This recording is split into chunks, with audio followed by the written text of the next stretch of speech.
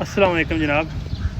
आज मैं पाकिस्तान के एक ऐसे अदारे के उत्ते जनाब आवाज़ उठाने लगा वा जो कि अपनी नोयत का एक हसास अदारा कंसीडर होंदा है। इंटैलीजेंसी के हिसाब के नाल काफ़ी मजबूत अदारा है, जैसा कि पुलिस डिपार्टमेंट हो गया, उस तो बाद FIA वाले हो गए, मजीद IB वाले हो गए। ये अदारे ने कि जेह्ड़े एक आम बंदे का जिहड़ा शनाख्ती कार्ड है उसकी मदद नाल उहदा सारा डाटा चैक कर सकते हैं, उसका रिकॉर्ड चैक कर सकते हैं।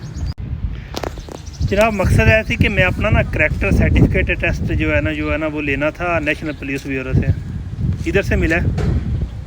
तो उनकी डिमांड्स क्या हैं कि अपने मेरे जितने भी डॉक्यूमेंट्स हैं ना, जितने भी मेरा मुतलका है जिस मकसद के लिए हैं, उन तमाम डॉक्यूमेंट्स को 18वें ग्रेड के ऑफिसर से टेस्ट करवाने हैं। आपको पता है ना कि आजकल 18वें ग्रेड के ऑफिसर किस तरह टेस्ट कर सकते हैं। यही है कि आप उनके पास डॉक्यूमेंट लेके जाते हो, वो चेक करके उसके ऊपर अपना साइन और मोहर लगा देते हैं। हालांकि जिन लोगों के पास ये डॉक्यूमेंट जा रहे हैं ना, वो एक शनाख्ती कार्ड की मदद से इस बंदे का पासपोर्ट, क्रिमिनल रिकॉर्ड, उसका जितना भी सिस्टम है ना, बैंक बैलेंस, बिजनेस, हर चीज़ चेक कर सकते हैं।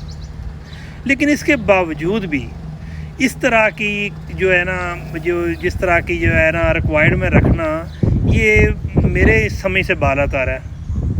बस इतनी समझ आती है कि जिस तरह नहीं वो पहले थे, वो चपड़ासियों को जनाब साबका गवर्नमेंट के दौर में 22वें ग्रेड के ऑफिसर लगा दिया गया। मेरे ख्याल में इसी तरह के ये चपड़ासी लोग ही हैं जो कि ये कानून साजी करते हैं। इन्हें नहीं मालूम कि इस तरह के डॉक्यूमेंट, इस तरह के हसास इदारे में जो कि पहले ही टेस्टेड होता है करैक्टर सर्टिफिकेट, उसको दोबारा से टेस्ट करवाना, ये जो है ना, और वो भी 18वें ग्रेड के अफसर से जिसके पास कोई भी किसी भी बंदे की सेंसिटिव मालूमात नहीं होती कि ये बंदा क्रिमिनल है कि नहीं, इस बंदे की ये डॉक्यूमेंटेशन क्या सिस्टम है। इसके बावजूद भी जनाब इस तरह की रिक्वायरमेंट रखना जनाब उन लोगों के ऊपर एक सवालिया निशान भी है और उनके लिए शर्म का मुकाम भी है कि किस तरह ये बंदों को जलील करते हैं, ये वो उस काम के लिए जिसके इख्तियारात ही उनके पास हैं। फ़ी अमान अल्लाह।